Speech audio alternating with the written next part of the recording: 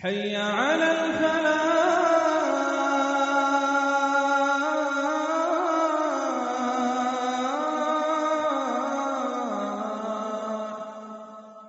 بسم اللہ الرحمن الرحیم الحمدللہ رب العالمین وصلی اللہ علی نبینا محمد وعلی آلہ وصحبہ وسلم تسلیما کثیرا۔ میرے عزیز بھائیوں، دوستوں، بہنوں، الحمدللہ عقیدہ کے اس سیکنڈ سیشن میں ہم لوگ انشاءاللہ آج سے عقیدہ طحاویہ نامی کتاب پڑھنا سٹارٹ کریں گے۔ اس سے پہلے جو سیشن ہوا تھا اس میں آپ لوگوں کے سامنے عقیدہ توحید کی اہمیت کو بیان کیا گیا تھا کہ توحید ہماری زندگی میں کیوں ضروری ہے اور توحید کے دنیا اور آخرت میں کیا فائدے ہیں اور توحید کے میننگ کیا ہے، عقیدہ کسے کہتے ہیں، توحید کسے کہتے ہیں اور ان دونوں کے درمیان کیا ڈفرنسز ہے۔ یہ اس سے پہلے والے درس میں یہ بات آ چکی ہے۔ اس کے بعد ہم لوگوں نے یہ جاننے کی کوشش کی تھی کہ عقیدے کے باب میں بہت ساری پرانے زمانے میں کتابیں لکھی گئی ہیں، یہ کوئی نئی ٹرم نہیں ہے، بلکہ ہمارے اسلاف اس پر کام کرتے چلے آ رہے ہیں۔ کبھی کتاب السنہ کے نام سے اس پر کام کیا گیا، کبھی کتاب التوحید کے نام سے کام کیا گیا، کبھی اصول الدین کے نام سے کتاب لکھی گئی، کبھی اعتقاد کے نام سے کتاب لکھی گئی، کبھی اعتقاد ائمۃ الحدیث اسے کہا گیا۔ تو ڈفرنٹ ناموں میں سے جو ایک ہی موضوع پر دلالت کرتے ہیں، الگ الگ کتابیں اس موضوع پر لکھی گئی اور عقیدے کے ٹاپکس کو اس میں جمع کیا گیا۔ اس کی چند مثالیں آپ کے سامنے پیش کی گئی تھی جو ابھی اسکرین پر بھی آپ کے سامنے ہیں، جیسے امام ابن ابی شیبہ کی السنہ ہے، امام احمد بن حنبل کی بھی السنہ ہے، اور بھی امام خلال کی بھی سنہ ہے، امام ابو داؤد کی سنہ ہے۔ بہت سارے علماء نے السنہ کے نام سے کتاب لکھی اور اس میں عقیدے کے مسائل کو بیان کیا۔ اسی طریقے سے ابن خزیمہ نے اور ابن مندہ نے اور بعض علماء نے التوحید کے نام سے بھی کتاب لکھی، اور بعض علماء نے اعتقاد السنہ کے نام سے کتابیں لکھی۔ تو یہ چند مثالیں آپ کے سامنے سے پہلے کے درس میں بھی آ چکی ہیں۔ ہم لوگوں نے جو کتاب اختیار کی ہے پڑھنے کے لیے، وہ دراصل ایک پرانے زمانے کی کتاب ہے جو ہمارے موجودہ زمانے تک رائج العمل ہے، اور سبھی مدارس کے اندر، خواہ وہ مدارس جو ہے اسکول آف تھاٹس کے حساب سے کافی ڈفرنسز کے شکار کیوں نہ ہو، سب جو ہے اس کتاب پر اعتماد کرتے ہیں، اور سب لوگ یہ سمجھتے ہیں کہ امام طحاوی ہمارے امام تھے۔ تو اس ناحیے سے یہ کتاب عقیدے کے باب میں بہت ہی اہم کتاب ہے، جس میں امام طحاوی رحمہ اللہ نے اہل سلف کا اور صحابہ اکرام کا، تابعین کا، اور آپ کے زمانے کے جو بڑے بڑے علماء تھے ان کا اعتقاد بیان کیا ہے۔ سوال یہ پیدا ہوتا ہے کہ ہم نے اس کتاب کو کیوں اختیار کیا؟ اور بھی بہت ساری کتابیں ہیں جنہیں ہم اختیار کر سکتے تھے، لیکن اس کتاب کو ہم نے کیوں چوائس کیا ہے، یا اس کی رغبت ہمیں کیوں ہونی چاہیے؟ آپ لوگوں میں سے کسی کے پاس اس کا جواب ہے؟ آپ چیٹ باکس میں بھی بتا سکتے ہیں، اور ویسے آپ یہاں پر مائک بھی اوپن ہے، آپ جو ہے پارٹیسپیٹ بھی کر سکتے ہیں کہ امام طحاوی رحمۃ اللہ علیہ کی کتاب کا امپورٹنس کیا ہے، اور ہمارے لیے کیوں زیادہ امپورٹنٹ ہے کہ ہم انسٹیڈ آف ادر بکس اس کتاب سے جو ہے سٹارٹ کریں۔ It goes with what you said, Sheikh. You just said that every, group of school of thought, all of them respects Imam Tahawi rahimahullah, and that could be the leading reason, is what I believe. Rest, I will leave it to my brothers and sisters to confirm. Thank you. Jazakallah khair. جی ماشاءاللہ، بہت بہترین آپ نے participation کیا ہے کہ different school of thoughts والے سارے کے سارے جو ہے امام طحاوی کو مانتے ہیں، اور ہر کوئی اپنے اعتقاد کو ثابت کرنے کے لیے سب سے پہلے بنیادی طور پر یہ کوشش کرتا ہے کہ عقیدے کے بارے میں جو سب سے پہلی کتاب لکھی گئی جو سارے موضوعات کو شامل ہو، وہ میری کتاب ہے، اور میرا اسکول آف تھاٹس اس کے ساتھ جڑا رہے۔ اسی لیے امام طحاوی کی یہ جو کتاب ہے، اس پر سارے لوگوں کی اجارہ داری ہے، سارے اسکول آف تھاٹ، سارے مدارس یہ کہتے ہیں کہ یہ ہمارے امام کی لکھی ہوئی کتاب ہے۔ لہٰذا ہمارے لیے یہ ضروری ہے کہ ہم یہ ثابت کریں کہ یہ کتاب امام طحاوی نے کب لکھی ہے، کیوں لکھی ہے، کس سینیریو میں لکھی ہے، ان کے زمانے میں کس کس طرح کی بدعتیں تھی، کس کس طرح کے افراد تھے۔ جب ہم یہ چیزیں ہم کو معلوم ہوگی اس وقت ہمیں سمجھ میں آئے گا کہ واقعی معنوں میں یہ کتاب کون سے اسکول آف تھاٹ کی کتاب ہے۔ تو مختصر طور پر یہ ہے کہ امام طحاوی رحمۃ اللہ علیہ کی یہ جو کتاب ہے یہ علماء سلف کے عقیدے پر ہے، خاص طور پر صحابہ اکرام اور تابعین، تبع تابعین۔ اس کی بنیادی، اس کا جو میجر ایک بہت اہم سبب ہے وہ یہ ہے کہ امام طحاوی رحمۃ اللہ علیہ نے جس زمانے میں علوم کی تدوین ہو رہی تھی، یعنی ڈفرنٹ جو ہے علم کو، ایجوکیشن کو ترتیب دیا جا رہا تھا، حدیثوں کو، فقہ کو، عقیدے کے ٹاپک کو، تو اس وقت تقریباً سارے بڑے لوگ موجود تھے۔ جیسے حدیث کی 6 کتابیں بہت مشہور ہیں، ہم سب جانتے ہیں، بخاری، مسلم اور سنن اربع، سنن ترمذی، نسائی، ابن ماجہ تو اور ابو داؤد۔ یہ جو صحاح ستہ کے مصنفین اور مؤلفین ہیں یہ امام طحاوی کے زمانے میں موجود تھے۔ اسی طریقے سے عقیدے کے باب میں اس وقت جو کرنٹ ہماری سچویشن ہے، اس میں بنیادی طور پہ 2 اسکول آف تھاٹس عقیدے کے باب میں بہت زیادہ مشہور ہے اور سارے اعتقاد ان پر موجود ہیں، وہ ہے اشاعرہ اور ماتوریدیہ۔ تو اشاعرہ اور ماتوریدیہ، امام اشعری ابو الحسن اشعری آپ کے زمانے میں موجود تھے۔ 324 میں ابو الحسن اشعری کی وفات ہے، 321 میں امام طحاوی کی وفات ہے۔ اسی طریقے سے ابو منصور الماتوریدی 339 میں اگر ان کی وفات مانی جائے تو وہ بھی آپ کے ایک ہی پیریڈ کے ہیں۔ تو ایسے وقت میں جب علوم کی تدوین ہو رہی تھی اور سب سے پہلا علم جو صحابہ اور تابعین سے لیا گیا ان کو کتابی شکل دی جا رہی تھی، تو اس وقت امام طحاوی کا امپورٹنس بہت زیادہ بڑھ جاتا ہے کہ ایسے وقت میں آپ موجود تھے جب محدثین بھی تھے، فقہا بھی تھے اور علماء عقیدہ بھی موجود تھے۔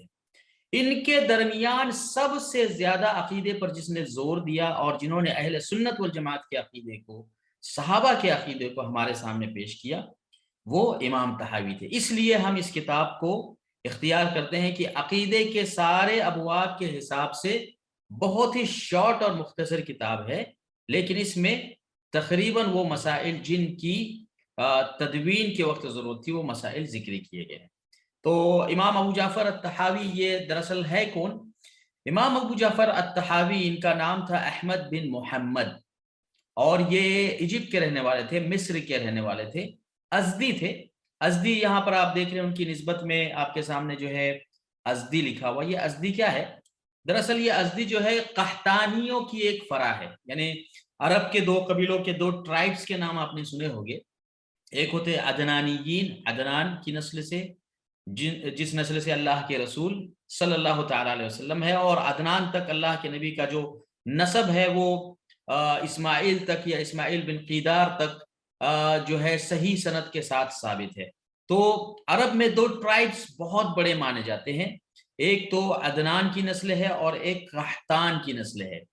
تو عدنان کی نسل میں تو علماء کا اتفاق ہے کہ یہ اسماعیل علیہ السلام تک پہنچنے والی وہ نسل ہے جن سے اللہ کے نبی صلی اللہ تعالی علیہ وسلم تھے، اور اسی کا ایک چھوٹا سا سب پارٹ تھا ان کے ٹرائبس کا، اس کا نام تھا ازد۔ تو اسی قبیلے سے آپ امام طحاوی رحمۃ اللہ علیہ تعلق رکھتے تھے، گویا کہ آپ کا اہل بیت سے بہت قریبی تعلق تھا۔ البتہ آپ کی جو ماں تھی وہ قحطانیین میں سے تھی۔ تو عدنان اور قحطان، بعض علماء کی رائے کے مطابق دونوں ایک ہی ٹرائبس ہے اور کچھ سب ٹرائبس کے ساتھ یمن کے ایریا میں جا کے ملتے ہیں، لیکن بہت سارے علماء کا یہ خیال ہے کہ عدنان یمن کی طرف ہے اور قحطان جو ہے شام کی طرف ہے۔ بعض لوگ ہود علیہ السلام کی قوم کو قحطان مانتا ہے، اور یہ بہت طویل اختلاف ہے، اور آج کے زمانے کا بھی جہاں پہ نیوم سٹی کی بنیاد پڑ رہی ہے، یہ ایک بنیادی اختلاف ہے کہ بہت سارے عرب قبائل اس وقت اپنے آپ کو جو ہے قحطان ہود کی طرف منسوب کرنے کی کوشش کرتے ہیں۔ اس کی وجہ یہ ہے کہ آج جو ایوولوشن آیا ہے اور جو ہے صالح علیہ السلام اور قوم سمود اور قوم شعیب کے ایریا میں جو آج کل ڈیولپمنٹ ہو رہا ہے، تو اس کو جو ہے قحطانیین کے ساتھ، یہ دوسرا ٹاپک ہے، یہ تاریخ کا ٹاپک ہے، لیکن میں یہ بتانا چاہتا ہوں کہ امام طحاوی کا جو تعلق ہے وہ اصل عرب سے ہے، آپ عربی تھے، اور عرب میں بھی قحطان اور عدنان جو اللہ کے نبی صلی اللہ تعالیٰ علیہ وسلم کے بالکل قریبی قبائل ہے، ان سے آپ کا تعلق تھا۔ یہ تو ایک چیز ہوئی۔ دوسری چیز امام طحاوی کے تعلق سے یہ جاننا ضروری ہے کہ آپ کا جو گھرانہ تھا وہ ٹوٹل عالم تھا۔ آپ کے بھائی بہنوں سے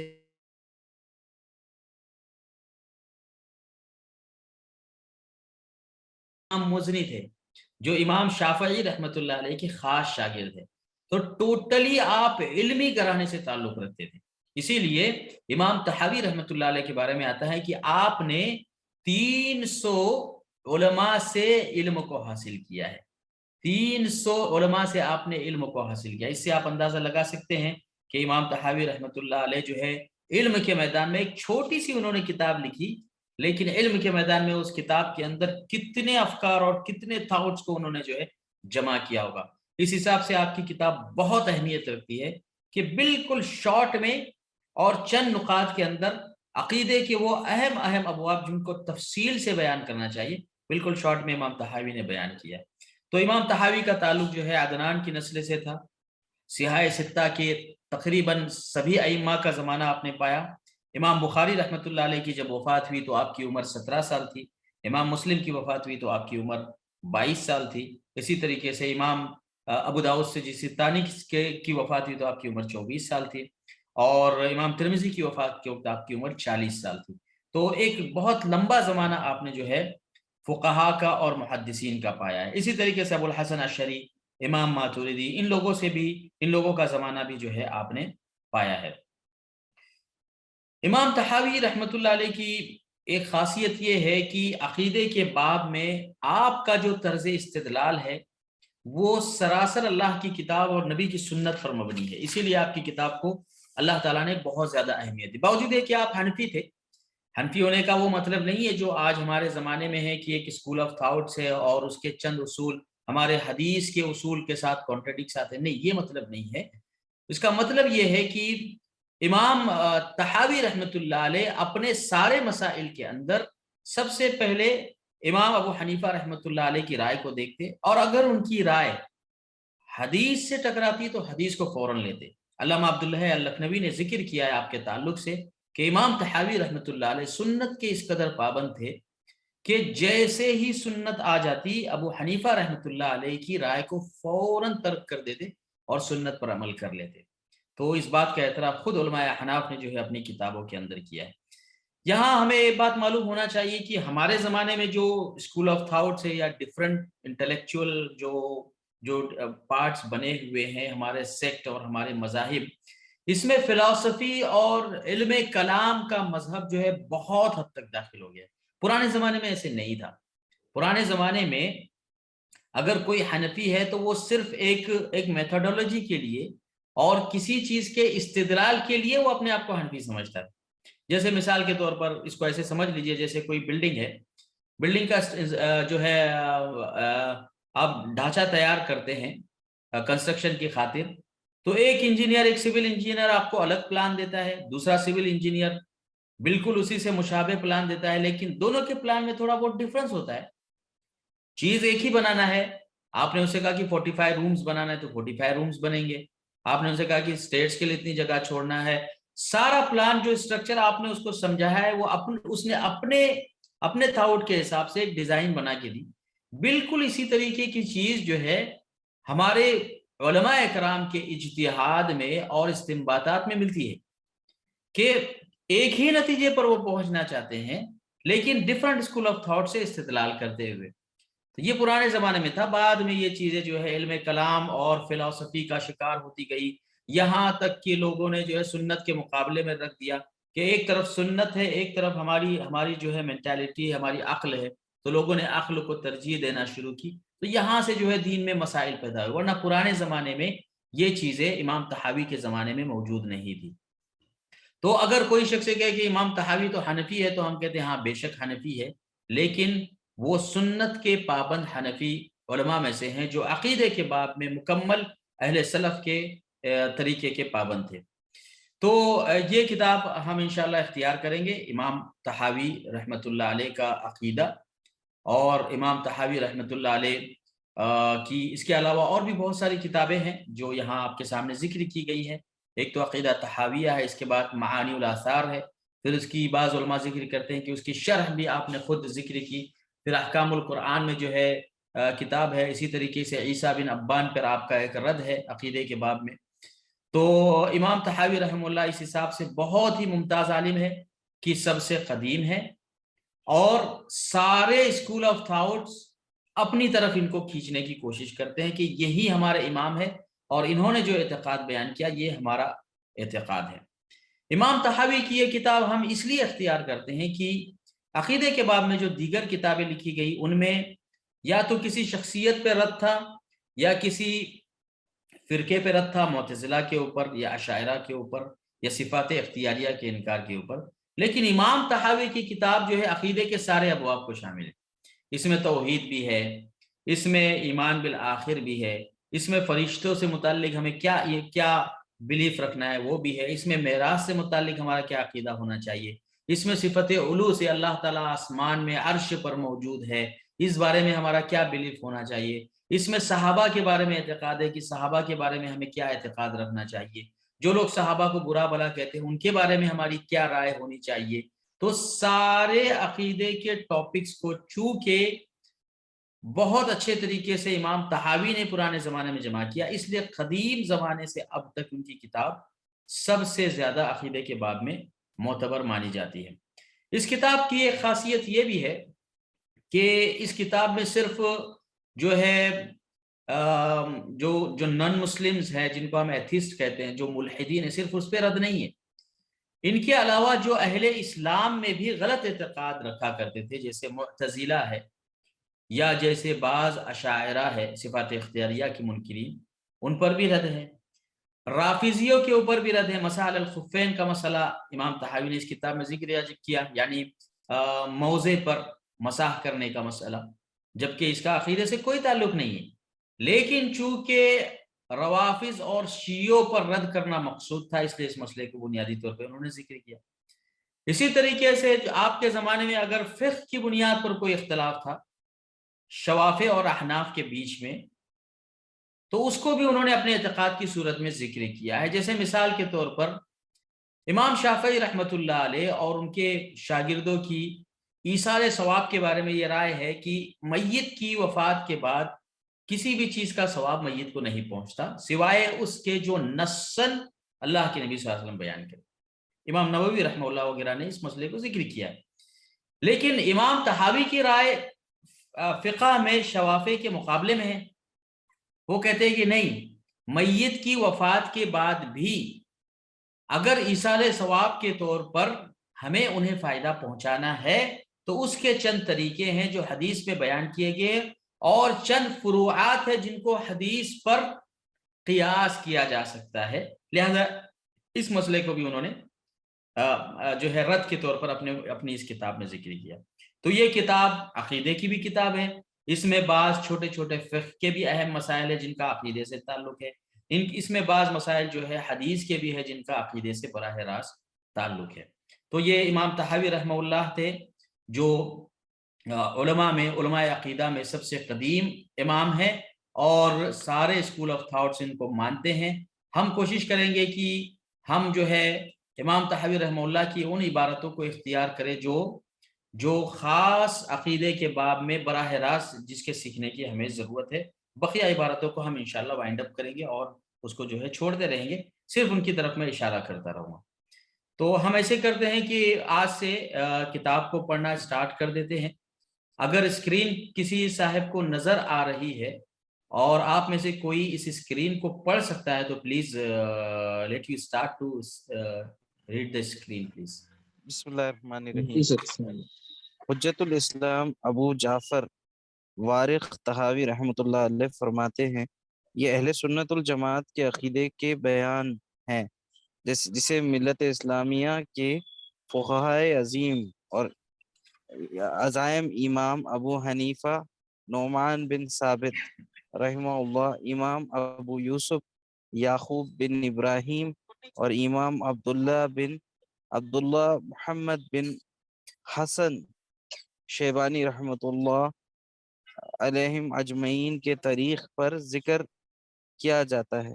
جی ہاں، اس میں حجت الاسلام امام ابو جعفر وراق طحاوی یہ آپ کا نام ہے، اور یہ جو متن آپ اپنے سامنے دیکھ رہے ہیں یہ ایکچوئل عربی کا جو کوٹ ہے اس کا میں نے آپ کے سامنے ترجمہ کیا ہے، لہٰذا کوشش کی گئی ہے کہ ایز اٹ از ترجمہ کیا جائے، اس لیے چند ورڈز آپ کو تھوڑے سے اس میں ہارڈ رکھیں گے جس کا میں ایکسپلینیشن انشاءاللہ آپ کو دوں گا۔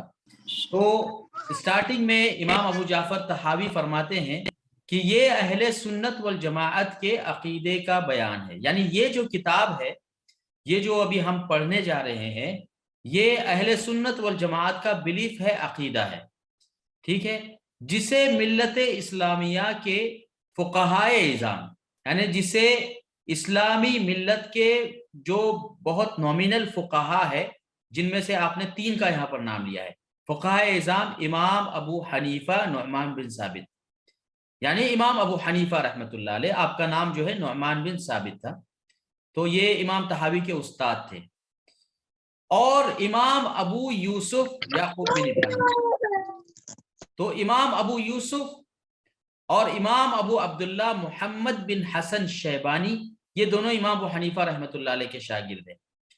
تو امام طحاوی یہ فرماتے ہیں کہ یہ جو میں اعتقاد بیان کرنے جا رہا ہوں یہ وہ اعتقاد ہے جو میں نے اپنے استاد ابو حنیفہ رحمۃ اللہ علیہ اور ان کے دونوں شاگرد ابو یوسف اور ابو عبداللہ، ان دونوں سے میں نے یہ عقیدہ سیکھا ہے۔ امام ابو یوسف اور امام ابو عبداللہ یہ امام طحاوی کے ساتھی بھی ہے اور ان کے استاد بھی ہیں، جنہوں نے سب مل کر امام ابو حنیفہ سے علم حاصل کیا ہے۔ تو فرماتے ہیں کہ یہ جو اعتقاد یہاں ذکر کرنے ہم جا رہے ہیں یہ امام ابو حنیفہ کا اعتقاد ہے، اور ان کے دونوں شاگرد ابو یوسف اور ابو عبداللہ کا اعتقاد ہے، اور یہی میرا بھی اعتقاد ہے، چنانچہ وہ جو بلیف رکھتے تھے وہ میں یہاں پر بیان کر رہا ہوں، اور میں خود بھی اس عقیدے کا پابند ہوں۔ وہ عقیدہ کیا ہے؟ انہی باتوں کو دین کے اصول کے طور پر وہ عقیدہ مانتے تھے، یعنی جو باتیں میں ذکر کرنے جا رہا ہوں ان کو ہمارے ائمہ عقیدہ مانتے تھے، اور رب العالمین کے بارے میں ان کا یہی دین اور ایمان تھا، یعنی اللہ کے تعلق سے کہ اللہ کی ذات کیسی ہے، اللہ کے کوئی مثل ہے یا نہیں ہے، اللہ رب العالمین کہاں مستوی ہے، اللہ نے اس کائنات کو کیسے پیدا کیا، اللہ رب العالمین نے ہمیں کن چیزوں کا مکلف کیا ہے، کن چیزوں کا نہیں کیا ہے۔ تو اللہ کے بارے میں جو کچھ بھی ہمارے استاد اعتقاد رکھتے تھے میں اس کو یہاں پر کوٹ کرنے جا رہا ہوں۔ چنانچہ سب سے پہلا جو ورڈز ہے وہ بیان کرتے ہیں کہ اللہ کی توفیق سے ہم توحید باری تعالی میں اپنا اعتقاد بیان کرتے ہوئے کہتے ہیں کہ بلا شبہ اللہ تعالیٰ ایک ہے۔ یہ پہلا سینٹنس ہے، یعنی امام طحاوی کی جو بک شروع ہوتی ہے اس کا یہ پہلا سینٹنس ہے، بلا شبہ اللہ تعالیٰ ایک ہے، یعنی اللہ رب العالمین واحد ہے، اللہ رب العالمین اکیلا ہے، اور اللہ تعالیٰ کا کوئی شریک نہیں، بلا شبہ اللہ تعالیٰ ایک ہے، اس کا کوئی شریک نہیں، یعنی اللہ رب العالمین کا کوئی بھی شریک نہیں ہے۔ اور یہ جو پہلا جملہ ہم نے سنا یہ دراصل اللہ رب العالمین کی ربوبیت پر دلالت کرتا ہے کہ اللہ تعالیٰ ہی خالق ہے، مالک ہے، رازق ہے، وہی منعم ہے، وہی مدبر ہے، وہی قدیر ہے، وہی سمیع ہے، وہی بصیر ہے۔ تو اللہ رب العالمین تنہا ہے، قل هو اللہ احد، اللہ تعالیٰ اکیلا ہے اور اس کا کوئی شریک نہیں۔ تو یہ توحید ربوبیت ہے۔ اس کے بعد فرمایا کوئی شے اس کی مثل نہیں، یعنی کوئی بھی چیز اس دنیا میں اس کے جیسی نہیں ہے، یعنی وہ خالق ہے اور ہم سب مخلوق ہے، لہذا خالق اور مخلوق میں ڈفرنٹ ہے۔ مخلوق کی کوئی بھی چیز رب کی چیز کے مانند نہیں ہے، مخلوق کی کوئی بھی چیز رب کی چیز کے مانند نہیں ہے۔ اللہ رب العالمین بھی سمیع ہے، اللہ بھی بصیر ہے، لیکن کیا اللہ تعالیٰ بندوں کی مانند سنتے ہیں؟ ہرگز نہیں۔ کیا اللہ تعالیٰ بندوں کی مانند دیکھتے ہیں؟ ہرگز نہیں، بلکہ یہ چیزیں اس کے لیے ایسے ہی لائق اور زیبا ہے جیسے اللہ نے اپنے لیے پسند فرمایا ہے۔ لہٰذا اللہ تعالیٰ نے قرآن مجید کے اندر فرمایا لیس کمثلہ شیء، اس کے مثل کوئی بھی چیز نہیں ہے، وہو السمیع البصیر، اور وہ سمیع ہے اور وہ بصیر ہے۔ تو اہل سنت والجماعت کا اللہ تعالیٰ کے بارے میں اعتقاد ہے کہ اللہ تعالیٰ ایک ہے، اس کا کوئی شریک نہیں ہے، کوئی بھی شے اس دنیا کے اندر اس اللہ کے مثل نہیں ہے۔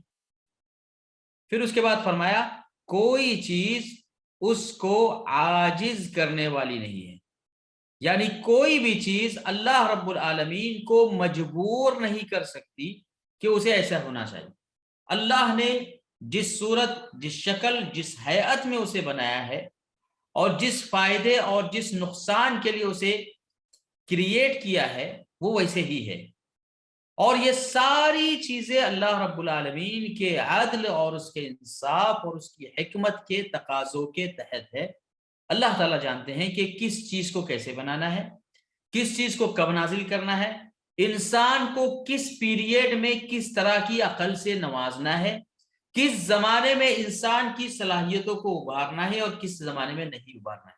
اللہ تعالیٰ نے قرآن مجید کے اندر فرمایا وَلَوْ بَسَطَ اللَّهُ لَهُمُ الرِّزْقَ لَبَغَوْا فِي الْأَرْضِ، کہ اگر اللہ تعالیٰ ان کے لیے رزق کے دروازے کو کھول دے، یعنی جو عقل آج اللہ نے مجھے دی ہے، اگر موجودہ زمانے کی ضرورت کے حساب سے عقل زیادہ ہو جاتی تو انسانیت بغاوت پہ اتر ہو جاتی۔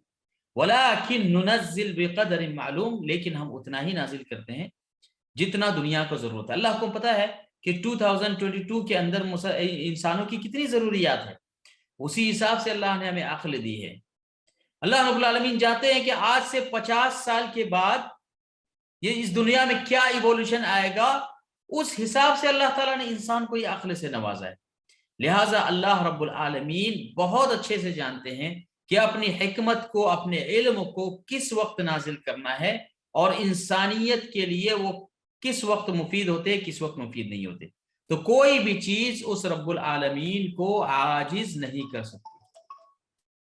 جی ابھی آپ نے جو ہے ریفرنس کیا ہے آیت کی؟ اوکے، لیس کمثلہ شیء وہو السمیع البصیر، اس کا ریفرنس مجھے دیکھنا پڑے گا۔ شیخ ایک اور بھی مثال جو ہے قرآن میں، سورہ نور کی جو آیت ہے اللہ نور السماوات والارض مثلا نورہ مشکات، وہ مثل والی جو نورہ آیت ہے، کمشکات فیہا مصباح۔ جی جی، تو اس کی مثال اللہ نے نور کی ہے، تو ان دونوں چیزوں کو ریکنسائل کیسے کریں؟ لیس کمثلہ، اور پھر مثل جو نور کی اللہ نے خود کے لیے جو مثال دی ہے قرآن ہی کی طرف سے، جی ان دونوں کو اللہ رب کیسے پڑھیں؟ العالمین نے صرف نور کی مثال نہیں دی، بلکہ اللہ رب العالمین نے یہ بھی کہا ہے کہ وہ قادر ہے، اور اللہ نے بندوں سے متعلق بھی کہا کہ بندے بھی قادر ہیں۔ اللہ رب العالمین نے بندوں سے متعلق کہا کہ بندے حلیم ہے، اور اپنی ذات سے متعلق بھی کہا کہ وہ بھی حلیم ہے۔ اللہ رب العالمین نے بندوں سے متعلق کہا کہ بندے بھی سنتے ہیں اور دیکھتے ہیں، اور اپنی ذات سے متعلق بھی کہا کہ ہم بھی سنتے ہیں اور دیکھتے ہیں۔ لیکن اللہ رب العالمین نے دنیا کے اندر یہ ساری مثالیں اس لیے دی ہے تاکہ ہم ان مثالوں کے ذریعے سے اللہ رب العالمین کو اپنے قریب ترین کیفیت میں جاننے کی کوشش کریں۔ اسی لیے اللہ کے نبی صلی اللہ علیہ وسلم نے فرمایا انا عند ظن عبد بی، کہ میں اپنے بندے کے گمان کے پاس ہوں، میں اپنے بندے کے گمان کے پاس ہوں۔ فَلْيَظُنْ عَبْدِي بِمَا شَاءَ، لہٰذا بندہ جیسے مجھے تصور کرنا چاہے، میرا جیسے خیال لانا چاہے وہ لا سکتا ہے، لیکن اس کا یہ مطلب نہیں ہے کہ اللہ تعالیٰ کسی چیز کے مثل ہے۔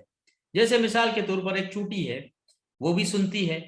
سلیمان علیہ السلام کا واقعہ ہم بہت اچھے سے جانتے ہیں کہ لا یحتمنکم سلیمان وجنودہ، ہم نے پڑھا ہے سورہ صاد کے اندر۔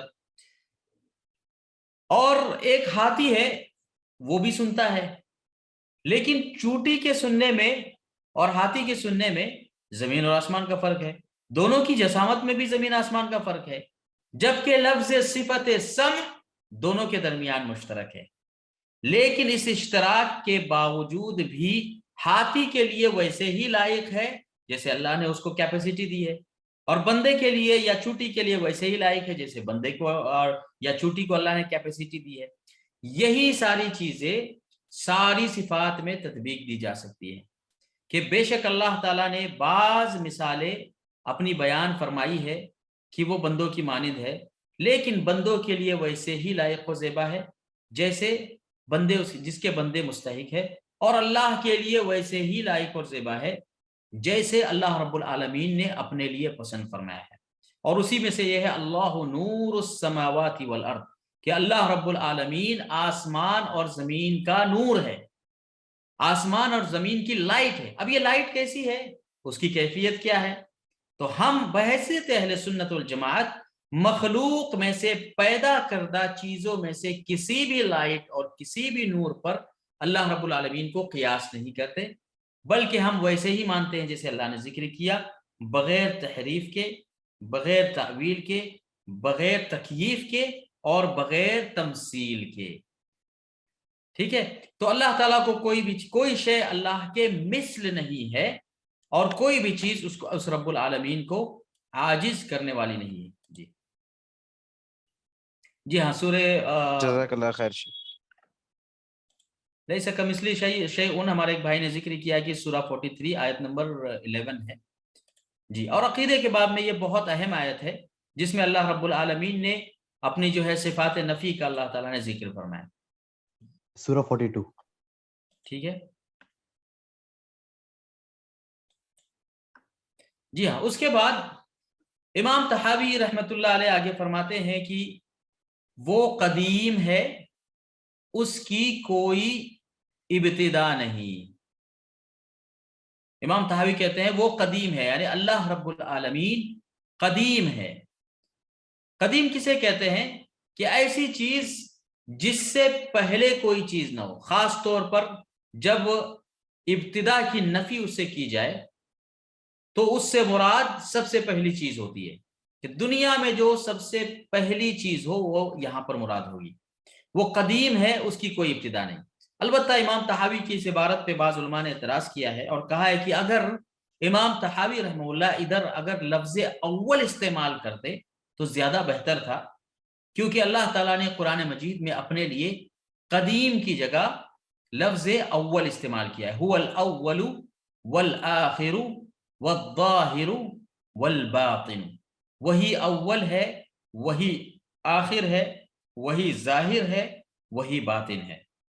البتہ امام طحاوی کا یہ کہنا کہ وہ قدیم ہے، اس کی کوئی ابتدا نہیں، آپ کا یہ کہنا کہ اس کی کوئی ابتدا نہیں، یہ لفظ یا صفت اول پر اللہ رب العالمین کے اسم اول پر دلالت کرتا ہے. لہٰذا اللہ رب العالمین کے اسماء حسنہ میں سے ایک بہت بہترین نام ہے الاول، اور اسی سے ہم بندوں کے نام رکھتے ہیں عبد الاول، یعنی اول کا بیٹا. لیکن قدیم یہ اللہ کے ناموں میں سے نہیں ہے. ہاں، اللہ پر اطلاق ہوتا ہے اس بات کا کہ اللہ تعالیٰ قدیم ہے، لیکن اس کے ساتھ ضروری ہے کہ قدیم کی ایسی کیفیت بیان کی جائے جس سے پہلے کوئی قدیم چیز نہ ہو. جیسے میرے پاس یہ موبائل ہے اور اس کے مقابلے میں میرے پاس اور ایک موبائل آتا ہے، تو میں کہتا ہوں کہ یہ موبائل قدیم ہے، یعنی پہلی جو چیز موجود ہے اس کے مقابلے میں قدیم ہے. لیکن اگر میں یہ کہوں کہ یہ سب سے پہلا ہے تو اس سے جو شبہ تھا کہ ایک دوسری چیز کا وجود موجود تھا وہ زائل ہو گیا. لہٰذا اللہ رب العالمین کے لیے جو ہے صفت اول استعمال کرنا چاہیے، اس میں اول استعمال کرنا چاہیے، هو الاول والآخر والظاہر والباطن. اسی طریقے سے حدیث میں آتا ہے اللہ کے نبی صلی اللہ تعالی علیہ وسلم دعا کیا کرتے تھے، اللہم انت الاول فلیس قبلک شیء، اے اللہ تو سب سے پہلے ہے اور تجھ سے پہلے کوئی بھی چیز نہیں ہے. وانت الآخر فلیس بعدک شیء، اور تو سب سے آخر میں ہے اور تیرے بعد کوئی بھی چیز نہیں. لہٰذا یہاں پر لفظ قدیم نہ اللہ کے اسماء میں سے ہے نہ اس کی صفات میں سے ہے. البتہ یہ خبر دی جا رہی ہے کہ اللہ تعالیٰ قدیم ہے، وہی اول ہے اور اللہ سے پہلے کوئی بھی چیز نہیں ہے. پھر اس کے بعد آگے کہا کہ وہ دائمی ہے، یعنی وہ ہمیشہ رہنے والا ہے، اس کی کوئی انتہا نہیں، یعنی اس رب العالمین کی کوئی بھی انتہا نہیں. جیسے اللہ تعالیٰ قدیم ہے، جیسے اللہ تعالیٰ اول ہے، اسی طریقے سے اللہ تعالیٰ دائم ہے، اللہ تعالیٰ آخر ہے. اللہ رب العالمین کے بعد کوئی بھی چیز نہیں ہے. یہاں پر عموماً لوگوں کے ذہن میں یہ شبہ پیدا ہوتا ہے کہ جب اللہ تعالیٰ نے اس کائنات کو پیدا کیا اور اللہ سے پہلے کوئی چیز نہیں ہے تو اللہ تعالیٰ کو کس نے پیدا کیا؟ اس کا علماء کرام نے ایک بہت بہترین جواب دیا ہے. سب سے پہلے تو یہ کہ اللہ کے نبی صلی اللہ تعالیٰ علیہ وسلم نے ہمیں منع کیا ہے کہ اس طرح کا اگر کوئی بھی خیال ہمارے ذہن میں آئے تو ہمیں فوراً جو ہے بائیں طرف تھوکنا ہے اور شیطان سے ہمیں جو ہے پناہ مانگنی ہے. لیکن انٹلیکچوئل طور پر بہت سارے علماء کرام نے اس کے بہت سارے الگ الگ جوابات بھی دیے، جو انشاءاللہ میں کل کے لیکچر میں انشاءاللہ یا نیکسٹ لیکچر میں آپ کو اس کے جو ہے جوابات ذکر بھی کروں گا. مختصر طور پر یہ سمجھ لیجئے کہ اللہ تعالیٰ نے ہمارے جسم کے اندر، ہمارے باڈی سٹرکچر کے اندر ہر پارٹ کو اللہ تعالیٰ نے ایک پرٹیکولر اور ایک خاص طاقت دی ہے. جیسے اللہ نے مجھے یہ ہاتھ دیا ہے، میں اپنے ہاتھ سے 100 kg وزن اٹھاتا ہوں. اللہ تعالیٰ نے آپ کو بھی ہاتھ دیا ہے، آپ کی کیپیسٹی مجھ سے زیادہ ہے، آپ 150 اٹھاتے ہو، 200 اٹھاتے ہو، 1000 تک آپ اٹھا رہے ہو. لیکن ایک وقت آ جاتا ہے کہ میری اور آپ کی کیپیسٹی وہاں پہ ختم ہو جاتی ہے. میں یہ بلڈنگ کو اب اس جگہ سے نہیں ہلا سکتا، میری کیپیسٹی یہاں پر ختم ہو گئی. اسی طریقے سے اللہ رب العالمین نے مجھے دیکھنے کی صلاحیت دی ہے. میں جو ہے اگر کلاؤڈز نہ ہو تو بہت دور کی چیز دیکھتا ہوں. اللہ نے آپ کو اس سے زیادہ صلاحیت دی ہے، لیکن ایک لمٹ آ جاتی ہے کہ اس لمٹ کے بعد آپ نہیں دیکھ سکتے. اسی طریقے سے جسم کے ہر پارٹ کے ساتھ ہے. لہٰذا جب جسم کے ہر عضو اور ہر پارٹس کے ساتھ یہ کیفیت ہے کہ یہ طاقت اللہ کی عطا کی ہوئی ہے اور ایک وقت آ جاتا ہے کہ وہ ختم ہو جاتی ہے، اس کے بعد ہماری کیپیسٹی نہیں ہے. بالکل یہی چیز ہمارے سیریبیلیم کے ساتھ اور ہمارا یہ جو دماغی اسٹرکچر ہے اس کے ساتھ اللہ رب العالمین نے دی ہوئی ہے کہ ہمارے سوچنے کی صلاحیت اتنی ہی ہے جتنی اللہ رب العالمین نے ہمیں سوچنے کی صلاحیت دی ہے، اس سے زیادہ ہم نہیں سوچ سکتے. تو انہی مسائل میں سے ایک مسئلہ یہ ہے جو علم غیب سے متعلق ہے، جو اللہ رب العالمین کی صفت خلق سے متعلق ہے کہ اللہ نے ہمیں وہ طاقت نہیں دی ہے جس کی بنیاد پر ہم وہاں تک پہنچ سکے.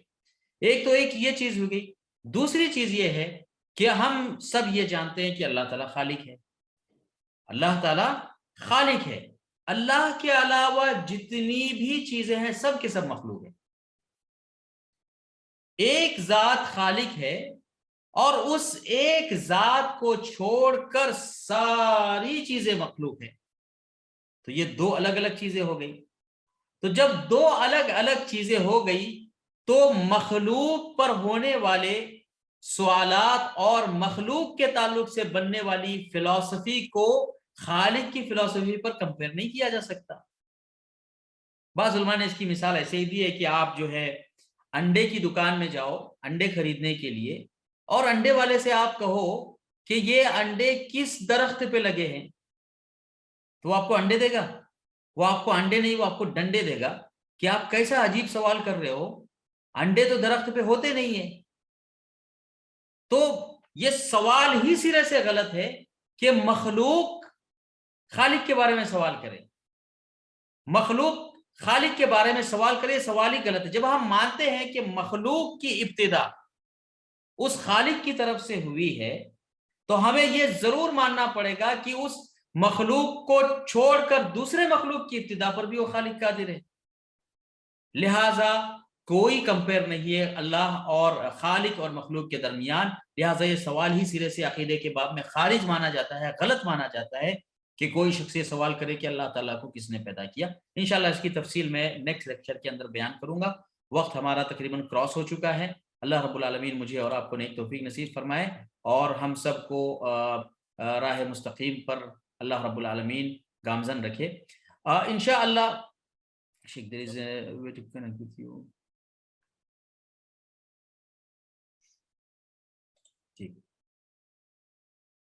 ہاں اس بک کی PDF انشاءاللہ گروپ میں میں نے شیخ ابو حمزہ کو دے دی ہے اور اس کا نیو پی پی ٹی پاور پوائنٹ تیار ہو رہا ہے جو آپ کے سامنے ہے. انشاءاللہ یہ بھی آپ کو دیا جائے گا. آپ کوشش کریں کہ یہ چھوٹے چھوٹے جملے آپ اس کو اردو میں یاد کریں یا عربی میں یاد کریں.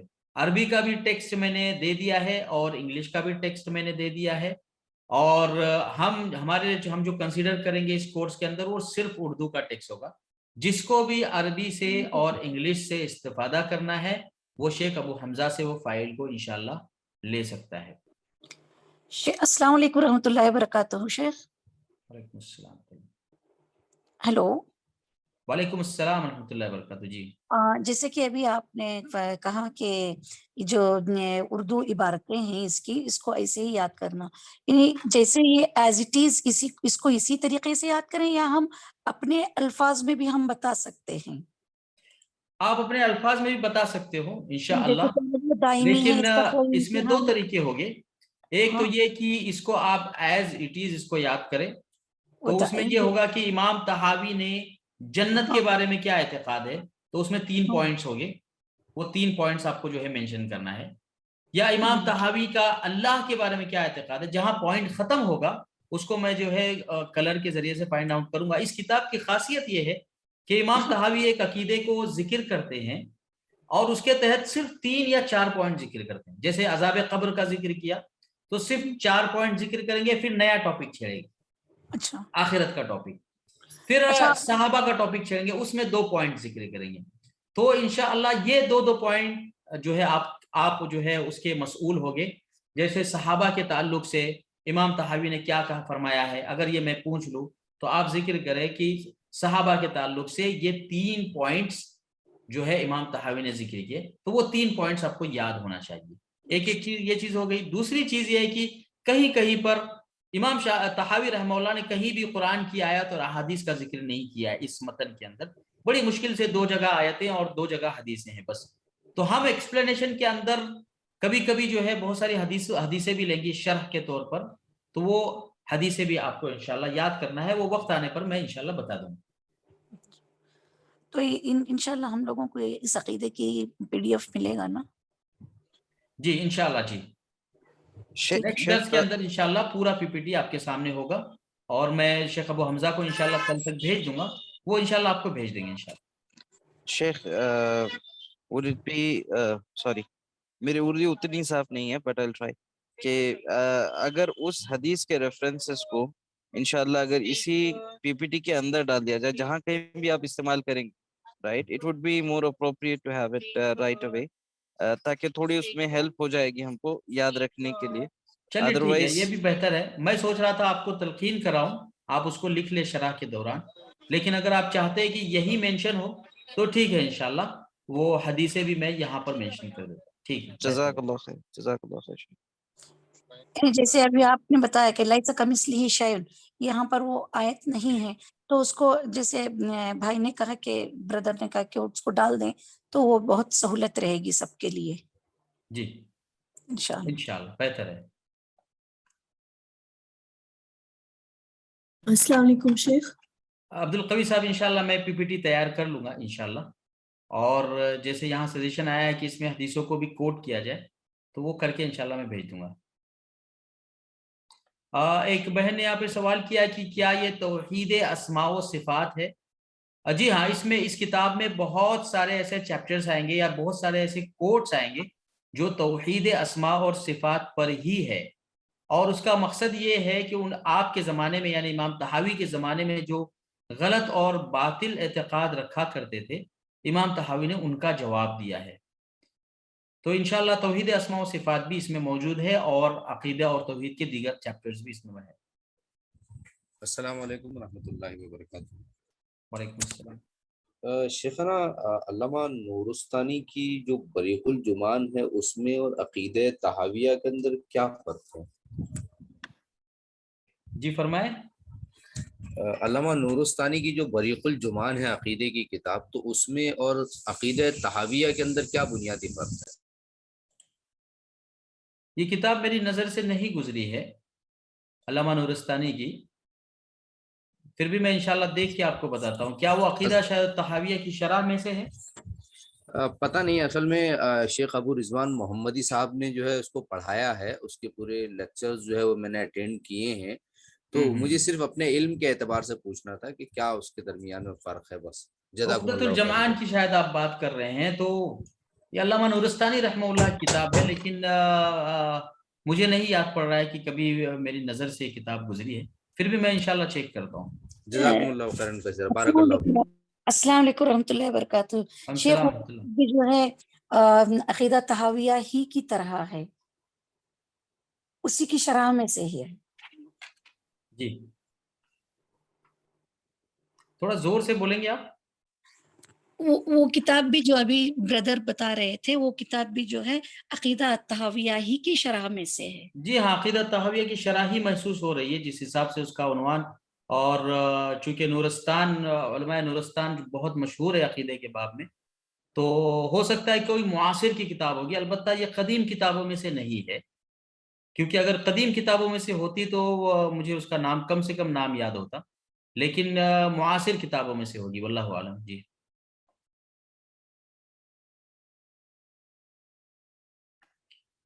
یہاں پر دو سوال آئے ہیں، ایک تو یہ ہے کہ امام طحاوی قحطانین میں سے ہیں یا عدنانین میں سے۔ امام طحاوی رحمہ اللہ جو ہے ازدی ہے، اور ازدی جو ہے قحطانین کا ایک قبیلہ ہے، لہٰذا امام طحاوی قحطانی ہے۔ دوسرا سوال یہ ہے کہ امام حنفی کے اسکول آف تھاٹس کیوں سننا سے کہیں کہیں ٹکراتی ہیں؟ اس کی بہت ساری وجوہات ہیں جو آپ اصول حدیث میں اور فقہ کے ابواب میں دیگر علماء سے پڑھو گے۔ مختصر طور پر یہ کہ امام ابو حنیفہ رحمۃ اللہ علیہ کی کوئی بھی بات سننا سے نہیں ٹکراتی۔ اگر براہ راست امام ابو حنیفہ رحمۃ اللہ علیہ کو لیا جائے تو چند فرعی چیزوں کے علاوہ کوئی بھی بات آپ کی نہیں ٹکراتی۔ ہاں اتنا ضرور ہوا ہے کہ امام ابو حنیفہ رحمۃ اللہ علیہ کے زمانے میں چونکہ جہاں پہ آپ رہتے تھے وہ کوفہ کا ایریا تھا، اور وہاں حدیث کا علم بہت حد تک نہیں پہنچ پایا تھا، اس لیے آپ کو اجتہاد کی، استنباط کی ضرورت پیش آتی تھی کہ لوگوں کے مسائل کو بیان کرنا ہے، فتویٰ دینا ہے۔ لہٰذا ایسی صورت میں آپ نے کبھی کبھی اجتہاد کیا، اور وہ اجتہاد اس حد تک صوابیت پر تھا کہ لوگوں کے پاس حدیث نہیں تھی، لیکن جب لوگوں کے پاس حدیث آ گئی تو لوگوں نے حدیث کی طرف رجوع کیا اور ان کی بات کو چھوڑ دیا۔ اس طرح کی باتیں ایسا نہیں ہے کہ یہ ہمارے زمانے میں ہی پیش آتی ہے۔ امام ابو حنیفہ رحمۃ اللہ علیہ کے شاگرد محمد بن حسن الشیبانی رحمۃ اللہ علیہ جب کوفہ سے مدینہ منورہ آئے تو مدینہ میں انہوں نے عروہ بن زبیر کے گھر پر یہ پیغام بھجوایا کہ اللہ کے نبی کے زمانے میں جو مد اور سا تھا، یہ جو میجرمنٹ تھا، جیسے ہمارے ہاں کلو گرام اور ملی میٹر وغیرہ چلتا ہے، اس زمانے میں مد اور سا چلا کرتے تھے، تو کہا کہ اس کو لے کر آؤ، مجھے اس کی مقدار کو چیک کرنا ہے۔ تو جب وہ لے کر آئے اور اس کی مقدار کو چیک کیا گیا تو وہ تقریباً 1.5 کلو کے قریب نکلی، اور امام ابو حنیفہ رحمۃ اللہ علیہ کا کوفہ کے اندر، عراق کے اندر فتویٰ یہ تھا کہ سا کی جو مقدار ہوتی ہے وہ 1.25 کے قریب ہوتی ہے۔ ایز اے ایگزامپل میں یہاں پر بیان کر رہا ہوں۔ تو امام محمد بن حسن الشیبانی زار و قطار رونے لگے اور کہنے لگے کہ یہ سا کی اور مد کی مقدار ہے، یہ اللہ کے نبی صلی اللہ علیہ وسلم کے زمانے کی مقدار ہے جو اہل مدینہ نے سنبھال کے رکھی ہے۔ میرے استاد امام ابو حنیفہ رحمۃ اللہ علیہ سنت کے اس قدر پابند تھے کہ اگر ان کے علاقے میں، ان کے ریجن میں، کوفہ میں یہ ان کو پیمانہ مل جاتا، یہ میجرمنٹ مل جاتا، تو کبھی بھی اس سے وہ عدول نہیں کرتے اور سنت کی وہ اتباع کرتے۔ تو بہت سارے اسکول آف تھاٹس کے اندر جو ڈفرنسز آئے ہیں پرانے زمانے میں، وہ حدیثوں کے نہ پہنچنے کی وجہ سے، اور بھی اس کی بہت ساری وجوہات ہے، بادشاہوں کے عمل تنفیذ اور بہت ساری وجوہات ہے، لیکن ہمارے زمانے میں جو ڈفرنسز ہے وہ قواعد کی بنیاد پر ہے کہ ریٹورک فلسفی والوں نے یا پھر علم کلام والوں نے جو قواعد کو وضع کیا ہے، تو اس میں بعض عقلی قواعد ایسے داخل ہو گئے ہیں کہ کبھی کبھی وہ سنت کے ساتھ کانٹرڈکٹس ہوتے ہیں، لہٰذا بعض لوگ سنت کی طرف رجوع کرتے ہیں ان میں سے، اور بعض لوگ سنت کی طرف رجوع نہیں کرتے۔ تو ہماری یہی آواز ہے، ہم یہی کہتے ہیں کہ جب بھی اس طرح کی کوئی چیز آئے اور ہمیں کوئی کانٹرڈکشن نظر آئے تو ہمیں فوراً سنت کی طرف رجوع کرنا چاہیے، اور جو اللہ کے نبی صلی اللہ علیہ وسلم کی سنت میں جس کا ایکسپلینیشن جمہور نے دیا ہے اس پر عمل کی کوشش کرنا چاہیے. ماتریدی اشعری کا عقیدہ کیا تھا اس پر تھوڑا سا بتائیں نیکسٹ کلاس کے اندر انشاءاللہ. جزاک اللہ خیرن کثیرا شیخ. شیخ میرا ایک سوال تھا, مل سکتا ہے؟ جی یہ معلوم کرنا چاہتا, آپ نے ذکر کیا کہ جیسا آپ نے اگزامپل دی کہ جیسا 2022 کے لحاظ سے اللہ تعالیٰ نے جو اب کے مسائل ہیں اس کے لحاظ سے علم نازل کیا, علم جو ہے وہ دیا ہے یا اس کو اس کے برابر رکھا ہے. یہ تھوڑا ایکسپلین کر دیں گے آپ کیا مراد تھی آپ کی, اور میں انڈرسٹینڈ یہ کرنا چاہتا ہوں کہ کیا مطلب ہمیں کس طرح سمجھنا چاہیے کہ اللہ تعالیٰ نیا علم جو ہے وہ ایکسپینڈ کرتا ہے یا نازل کرتا ہے ساتھ ساتھ, اگر کرتا ہے تو اس کی کیا صورت ہوتی ہے, یا وہ قرآن سے ہی اخذ کیا جاتا ہے یا کرنا اللہ چاہیے؟ رب العالمین نے اپنے بارے میں فرمایا کہ کل یوم ہوا فی شأن, اللہ رب العالمین ہر دن ایک نئی شان کے اندر ہوتے ہیں. اور مفسرین نے اس شان کی تفسیر میں ذکر کیا ہے کہ یغفر ذنبا, کہ گناہوں کو اللہ تعالیٰ معاف کرتے ہیں, کسی کی توبہ کو قبول کرتے ہیں, کسی کو مغفرت عطا کرتے ہیں, کسی کو جہنم سے آزادی دیتے ہیں, کسی کو جنت میں اعلیٰ مقام دیتے ہیں. اسی طریقے سے اللہ رب العالمین اس دنیا میں بہت سارے حوادث کے اندر چینجنگ لاتے رہتے ہیں جس کی انسانیت کو ضرورت ہوتی ہے. لہٰذا اللہ رب العالمین اس دنیا کے پالنہار ہے, وہ جانتے ہیں کہ کس زمانے میں انسان کو کتنی عقل دینا ہے اور کتنی عقل کا اس انسان نے اس کو یوز کرنا ہے. اسی لیے فرمایا وَلَٰكِن نُنَزِّلْ بِقَدْرٍ مَعْلُوم, کہ ہم جو ہے قدر معلوم کے تحت چیزوں کو نازل کرتے ہیں. تو اللہ کے جو علوم ہے وہ قدر معلوم کے تحت اترتے ہیں. اسی لیے ہم دیکھتے ہیں کہ آج جو آرٹیفیشل انٹیلیجنس ہے, یہ اتنی بڑی دنیا آج جو ہمارے سامنے ایک خیالی طور پر پیش کی جا رہی ہے, کارٹونز کی شکل میں یا دیگر شکلوں میں, بہت ساری اس کی شکلیں ہیں, لیکن ان کا حقیقت میں کوئی وجود نہیں ہے اور نہ ہی انسان ان کو امپلیمنٹ کر سکتا ہے. آج کے زمانے میں ممکن ہی نہیں. ہاں ہو سکتا ہے کہ یہ کیفیت آج سے 50 سال کے بعد ممکن ہو سکے. اسی لیے جو مہندسین معمارین ہیں پرانے زمانے کے, انہوں نے اپنا قاعدہ اور اصول ذکر کیا کہ دنیا کے اندر 50 منزلوں سے زیادہ عمارت انسان نہیں بنا سکتا. یہ پرانے زمانے کے سول انجینئرز کا خیال تھا. لیکن آج ہمارے اس زمانے میں اللہ رب العالمین کی طاقت اور اس کے قدرت, اس کے ہمارے لیے دیے ہوئے ایجوکیشن کے ڈیفرنٹ فیلڈز کی وجہ سے یہ ممکن ہو سکا ہے کہ آج 150 منزلہ کی عمارتیں, 150 فلورز کی عمارتیں آج ہم لوگ کھڑی کر رہے ہیں. تو یہ اللہ رب العالمین کی محض انسان کو دی ہوئی قدرت کے تحت ہے. تو اللہ رب العالمین انسان کو اتنا ہی عطا کرتے ہیں جتنی اس زمانے میں اس انسان کو ضرورت ہے, اس سے زیادہ عطا نہیں کرتے, ورنہ انسانیت جو ہے بغاوت پہ اتر آئے گی. یہ چیز میں اس شے کے جواب میں کہہ رہا تھا کہ اللہ تعالیٰ نے جو ہماری عقل ہمیں عطا کی ہے یہ بھی محدود عقل ہے. ہمارے ہاتھ کی کیپیسٹی محدود ہے, ہماری آنکھ کی کیپیسٹی محدود ہے, ہمارے بولنے کی کیپیسٹی محدود ہے, ہمارے چلنے کی کیپیسٹی محدود ہے. ایسے ہی اللہ رب العالمین کے مقابلے میں ہماری عقل انتہائی معمولی اور انتہائی جو ہے محدود ہے. جی شیخ اسی سے ملا ہوا ایک سوال. شیخ سوری تھوڑا زور سے بولیں. اسی سے ملا ہوا ایک سوال, اسی سے ملا ہوا ایک سوال. شیخ میں سمجھ نہیں پا رہا آپ کیا بول رہے ہیں. السلام علیکم شیخ. وعلیکم السلام. اسی سے ملا ہوا ایک سوال ہے. جی کیا یہ لوگ ہم یہ جو انفرادی طور پہ ہم لے سکتے ہیں کیا, یہ کبھی ہمیں کچھ سالوں کے بعد کچھ قرآن کا علم حاصل کرنے شروع کیے ہم لوگ, کیا ہم سمجھ سکتے ہیں کہ اسی وقت ہمیں بہتر تھا کہ علم ملے, ایسا کچھ سمجھ سکتے ہیں کیا؟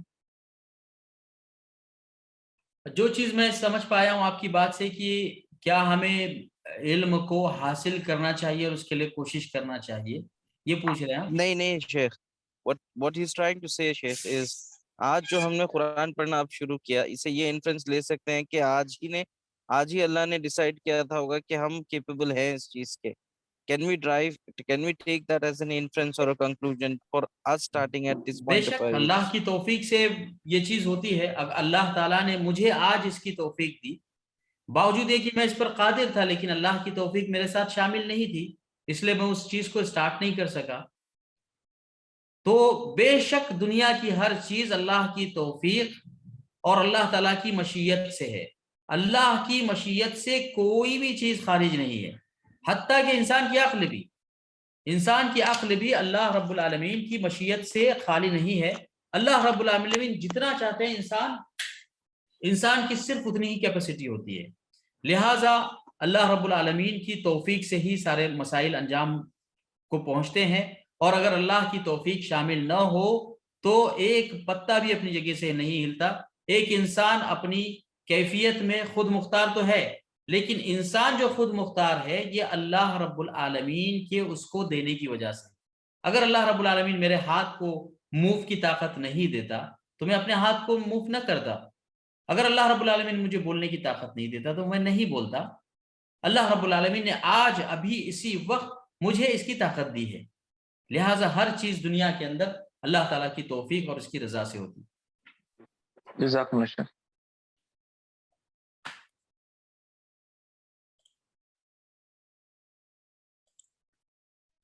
شیخ ابھی ہم لوگ ایسا کریں گے کہ عربی اردو متن کے لیے بلو فونٹ یوز کریں گے, اور اس کا جو ایکسپلینیشن رہے گا میں اسی میں لکھ دیتا ہوں تاکہ آپ کو نوٹس الگ سے لکھنا نہ پڑے, لیکن آپ یہیں سے اس کو یاد کریں. اس کو میں ریڈ کلر میں یا دوسرے کسی کلر کے اندر لکھ کر انشاءاللہ پی پی ٹی آپ تک پہنچاتا ہوں. السلام علیکم شیخ. جی میں تھوڑا سا اردو پڑھنے میں مطلب کچھ ورڈ سمجھ میں نہیں آتے, تو آگے بھی ہمیں ایسے ہی کمپلیٹ اردو میں ملے گی یا تھوڑی رومن انگلش میں مل سکتی ہے پی ڈی ایف؟ اگر سارے لوگ متفق ہوتے ہیں کہ اس کو انسٹیڈ آف اردو رومن کیا جائے تو میں اس کے لیے تیار ہوں. کیا سارے لوگ اس کے لیے متفق ہیں کہ اس کو رومن میں رکھا جائے, یا آپ لوگ اردو میں اس کو چاہتے ہیں؟ شیخنا مناسب اردو میں رہے گا. اردو ہی ٹھیک ہے. اردو میں ہی رہے گا, اور رومن انگلش میں پڑھنے کے لیے ڈیفیکلٹ ہوتا ہے. رومن ڈیفیکلٹ ہوتا ہے. ہاں اردو میں صحیح رہے گا شیخ. تو اس کو اردو اور انگلش کر دیتے ہیں, کیا خیال ہے آپ کا؟ اردو اور انگلش یہ صحیح ہوگا, دونوں ہم لوگ اردو کے دونوں کر دیں تو اردو ہی رہے گا تو بہتر, لیکن رومن انگلش میں بہت ڈیفیکلٹ ہوتا ہے پڑھنے کے لیے. ہم ایسا کرتے ہیں کہ اس کو اردو میں ہی رکھتے ہیں اور اس کی ایک الگ سے فائل بناتے ہیں جس میں رومن اور انگلش رہے. شیخنا ایک بات کہوں, اس کو اردو میں رکھتے ہیں اور اس کی ایک الگ سے فائل بناتے ہیں جو رومن اور انگلش میں رہے انشاءاللہ. شیخنا ایک بات کہوں. جی جن بردرز اور سسٹرز کو اردو کے کچھ الفاظ میں تکلیف ہوتی ہیں تو وہ پلے اسٹور سے جا کر فیروز اللغات ڈاؤن لوڈ کر سکتے ہیں, تو وہاں سے ان کو کافی فائدہ ہوگا انشاءاللہ. جی بالکل. کون سا ایپ بولا آپ ریپیٹ کریں گے؟ دروس اللغات.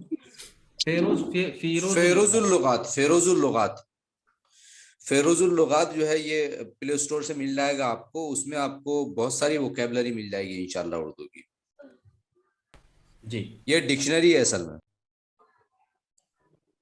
جی فیروز اللغات ڈکشنری ہے, لیکن ڈکشنری سے ڈھونڈتے ڈھونڈتے کافی وقت لگے گا سر اس کو.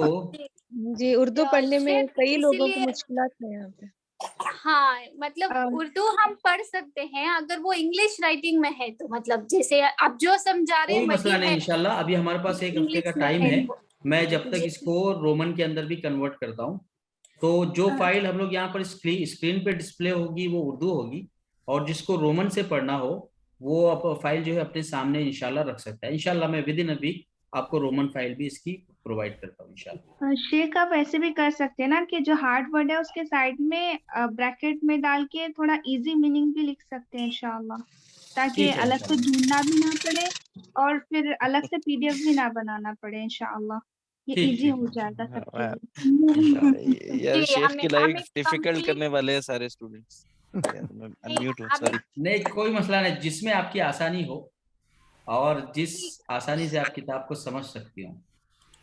ہمیں کمپلیٹ انگلش کی ضرورت نہیں ہے, ہم اردو ہی پڑھ لیں گے, لیکن انگلش اگر وہ رائٹنگ ہو تو مدد ہو جائے گی. جزاک اللہ خیر. جزاکم اللہ خیر. بہتر ہے انشاءاللہ. نیکسٹ ویک انشاءاللہ آپ کو اس کا پورا PDF وتھ ایکسپلینیشن انشاءاللہ مل جائے گا. جب تک آپ اپنے خود سے جو ہے جو اس سے پہلے جو PDF دیا گیا ہے اس میں آپ اس کو ریوائز کر سکتے ہیں انشاءاللہ. شیخ اس سے پہلے کے کلاس میں اٹینڈ نہیں کیا تھا, معاف کرنا, تو وہ PDF مجھ تک نہیں پہنچا ہے. الحمدللہ میں اردو ریڈ کر سکتا ہوں. وہ کہاں سے مل جائے گا؟ وہ بھی آپ کو انشاءاللہ اسی کے اندر ملے گا انشاءاللہ. اس سے پہلے کلاس کا بھی PDF میں انشاءاللہ اس میں ایڈ کر چکا ہوں. انشاءاللہ وہ پوری فائل آپ کو ایک ساتھ مل جائے گی انشاءاللہ. جزاک اللہ خیر. اور ایک ہم لوگوں نے ایڈمن سر کے لیے ریکمنڈیشن دیا تھا کہ ای میل میں کافی ای میلز ہو گیا, اگر واٹس ایپ گروپ کریٹ کیا جائے جہاں پہ صرف ایڈمن حضرات ہی ڈاکیومنٹیشن یا چیٹ کر سکے یا کچھ اعلان کر سکے اور اس میں ساری چیزیں اپلوڈ کر لیں, it will be convenient to use. Email میں جا کے ایک ایک PDF کو ڈاؤن لوڈ کرنے کے بجائے اگر واٹس ایپ چیٹ ایک بن جائے جو ہمارے 5 یا 6 عنوان ہے اس کے حساب سے اگر گروپ بن جائے تو it will help. It just a suggestion. انشاءاللہ آپ ابو حمزہ صاحب کو یہ مشورہ دیجیے جو ایڈمن ہے, اگر ان کو یہ مشورہ دیں گے آپ تو بہتر ہوگا انشاءاللہ. انشاءاللہ I'll do it again. جی. السلام علیکم ورحمۃ اللہ وبرکاتہ. شیخ یہ آج میری بھی پہلی کلاس ہے, اس سے پہلے کی کلاسز میں نہیں اٹینڈ کر پائی تھی تو مجھ کو اس کا بھی چاہیے تھا. ٹھیک ہے انشاءاللہ. ٹھیک ہے, میں انشاءاللہ چونکہ میرے پاس آپ لوگوں کے نمبرات نہیں ہے اور ابو حمزہ صاحب ڈائریکٹ کانٹیکٹ میں ہیں تو میں انشاءاللہ کل تک ابو حمزہ صاحب کو بھیج دوں گا اور وہ آپ کو جو فائنل PPT ہے پاور پوائنٹ اس میں بھی ایکسپلینیشن کے لیے مجھے 1 دن کا وقت دیجیے. انشاءاللہ وہ سارا لگا کے میں انشاءاللہ کل یا پرسوں تک بھیج دوں گا انشاءاللہ. اوکے انشاءاللہ. السلام علیکم. اور وہی چیز مقرر ہوگی, اس میں چند ہم لوگ انشاءاللہ سوالات بھی بنائیں گے تاکہ یہ سمجھ میں آئے کہ آپ جو پڑھ رہے ہیں وہ مطلب آپ اس کو کیچ کر رہے ہیں کہ نہیں کر رہے ہیں.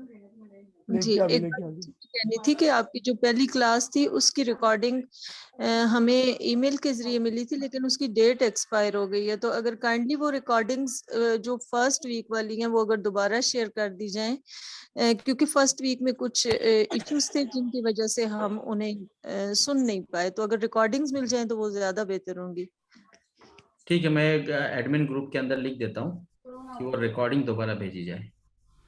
ٹھیک شیخ, instead of zoom recording admin کے لیے آپ یہ بھی بول سکتے ہو, اگر آپ زوم کے پیرللی, جیسے کہ میں نے اپنے فون پہ پوری کلاس اٹینڈ کی, آپ لوگ اپنے فون پہ اسکرین ریکارڈنگ آن کر کے یہ سارا آپ کا سیشن خود ہی ریکارڈ کر سکتے ہو. ابھی 1 hour 44 minutes 24 seconds کی میری ریکارڈنگ ہوئی ہے, تو وائس ریکارڈنگ کے علاوہ آپ ویژول ساری ریکارڈنگ اپنے فون پہ یا کمپیوٹر پہ آپ ریکارڈ کر سکتے ہو. اسکرین ریکارڈنگ کر کے آپشن ہوتا ہے, آپ وہ یوز کر لیں. انشاءاللہ آپ لوگ سب پیرللی خود ہی ریکارڈ کر سکتے ہو. دیٹ از ون وے, میں ایسے کر رہا ہوں. اگر ایڈمن پرمیشن دینا چاہیے نا. نہیں, کامن ہو جائے گا, کامن ہو جائے گا. اس میں میموری کا ایشو ہو جاتا ہے, کئی نہیں, سارے کامن ہو جائے گا پھر سب کے لیے, صحیح نہیں ہے یہ آپشن. اصل میں نا شیخ منع کر کے تھے کہ کوئی ریکارڈ نہیں کرے گا, اور اس میں آپشن ہی نہیں ہے ریکارڈنگ کی. نہیں, آپ کے فون کے اسکرین ریکارڈنگ سے کر سکتے ہو, but I can check with admin. Sorry guys, screen recording میں یہ ہے کہ جو ہے وہ آڈیو ریکارڈ نہیں ہوتی, بس ویڈیو آتا ہے, آڈیو ریکارڈ نہیں ہوتی اسکرین ریکارڈ میں. یہ زوم میں کیسے ریکارڈ کر سکتے ہیں, اس کے لیے کوئی زوم نہیں, آپ کا پورا ایز اے اسکرین ریکارڈ کیجئے نا. اوکے جی, وہی اسکرین ریکارڈنگ میں آڈیو نہیں آتا ہے. How can we record that? یہ سارے لیکچرز جو ہے ریکارڈ ہے ابو حمزہ صاحب کے پاس, آپ لوگ جو ہے انڈیویجولی ریکویسٹ بھی کر سکتے ہو حمزہ صاحب سے, انشاءاللہ وہ آپ کو الگ سے بھیج دیں گے انشاءاللہ. اوکے, اگر کسی سے مس ہو گیا ہے تو. اوکے, اللہ حافظ. ٹھیک ہے, انشاءاللہ ملتے ہیں اگلے ہفتے اسی ٹائم پہ, اور تھوڑا سا اور جلدی ملے گی ہم لوگ 9:15 پہ انشاءاللہ انڈین ٹائم ہم لوگ اسٹارٹ کریں گے انشاءاللہ. 9:30 ہے شیخ. اور نیکسٹ ویک انشاءاللہ کمپلیٹ PDF کے ساتھ انشاءاللہ آپ لوگ حاضر رہیں گے. آپ کو بیفور کلاس انشاءاللہ بیفور سیشن پورا PDF انشاءاللہ مل جائے گا. Sheikh, we have to follow correct time, Sheikh. Starting and finishing time. مجھے جو ٹائم دیا گیا ہے وہ ٹیوزڈے عقیدے کی کلاس ٹیوزڈے کے دن انڈین ٹائم کے حساب سے 9:30 ہے, چونکہ میں انڈیا میں ہوں. تو اس حساب سے آپ دیکھ لیجیے آپ کے یہاں کیا وقت ہوتا ہے. شیخ اگر آپ حیدرآباد میں ہیں تو بول دیجیے, میں آپ کے پاس آ کے ہی پڑھ لیتا ہوں ڈائریکٹلی. میں ممبئی میں ہوں اس وقت. جی اچھا.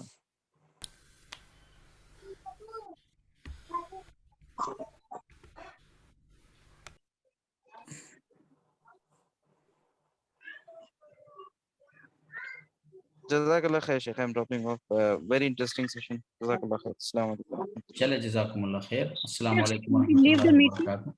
سبحانک اللہم وبحمدک اشہد ان لا الہ الا انت استغفرک واتوب الیک. السلام علیکم ورحمۃ اللہ وبرکاتہ. وعلیکم السلام ورحمۃ اللہ. وعلیکم السلام ورحمۃ اللہ وبرکاتہ.